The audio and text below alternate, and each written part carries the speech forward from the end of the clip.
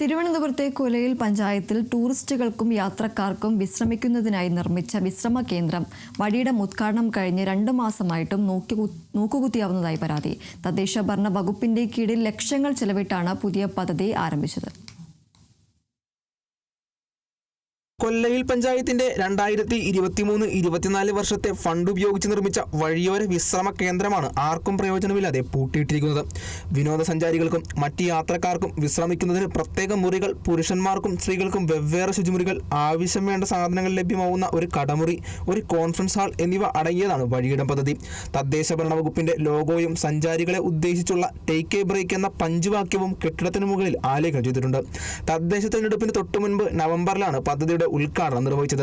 എന്നാൽ ഉദ്ഘാടന ദിവസം പൂട്ടിയ ഗേറ്റ് പിന്നെ തുറന്നിട്ടില്ലെന്നാണ് നാട്ടുകാർ പറയുന്നത്. ഇത് കോൺട്രാക്ടർമാരുടെ കയ്യിൽ നിന്ന് കാശ് മേടിക്കാൻ വേണ്ടി മാത്രം ചെയ്യുന്നൊരു പദ്ധതിയാണിത്. അറിയാറൊന്നുമില്ല. അവർക്ക് എത്ര ലക്ഷങ്ങൾ കൊടുക്കാറ്? മറ്റുള്ള ആൾക്കാർ എല്ലാവർക്കും പൈസ കൊടുക്കാൻ, മെമ്പർമാർക്കും ലോക്കൽ കമ്മിറ്റിമാർക്കും എല്ലാവർക്കും കാശ് കൊടുക്കാൻ വേണ്ടി മാത്രമാണ് അവർ ഇത് ഉണ്ടാക്കി വെച്ചിട്ട് 3 നില കെട്ടിടം ഉണ്ടാക്കി വെച്ചിട്ട് ഇത്ര ദിവസമായി. ആർക്കെങ്കിലും യാതൊരു ബോധ്യതയുണ്ടോ? ഒരു മനുഷ്യന് പോലും ഇതുവരെ തിരിഞ്ഞു നോക്കിയിട്ടില്ല. ഇതാ പൂട്ടുക, അന്നും പൂട്ടിയ താക്കോൽ. ഇത് താക്കോൽ ആരെ കയ്യിലൊന്നും പോലും അറിയില്ല. ആരാണെന്ന് കണ്ടുപിടിക്കാൻ കടമ നിങ്ങൾക്കുണ്ട്. ഉദ്ഘാടന ചടങ്ങിന്റെ ഫ്ലെക്സ് ബോർഡ് ഇപ്പോഴും കെട്ടിടത്തിന് മുന്നിൽ തന്നെയുണ്ട്. കെട്ടിടത്തിനുള്ളിലും പുറത്തുമായി ഒട്ടേറെ പണികളും പൂർത്തിയാക്കേണ്ടതായിട്ടുണ്ട്. അതേസമയം തെരഞ്ഞെടുപ്പ് നടക്കുന്നതിന്റെ തിരക്കിലായതിനാലാണ് വഴിയിടം തുറക്കാതിരുന്നതെന്നും ചില്ലറ പണികൾ കൂടി പൂർത്തിയാക്കി മുറികൾക്കുള്ള വാടകയും നിശ്ചയിച്ചാൽ പ്രവർത്തന സാധ്യമാകുമെന്നും പഞ്ചായത്ത് അസിസ്റ്റന്റ് എഞ്ചിനീയർ സൗമ്യ അറിയിച്ചു. Kerala vision news, Thiruvananthapuram.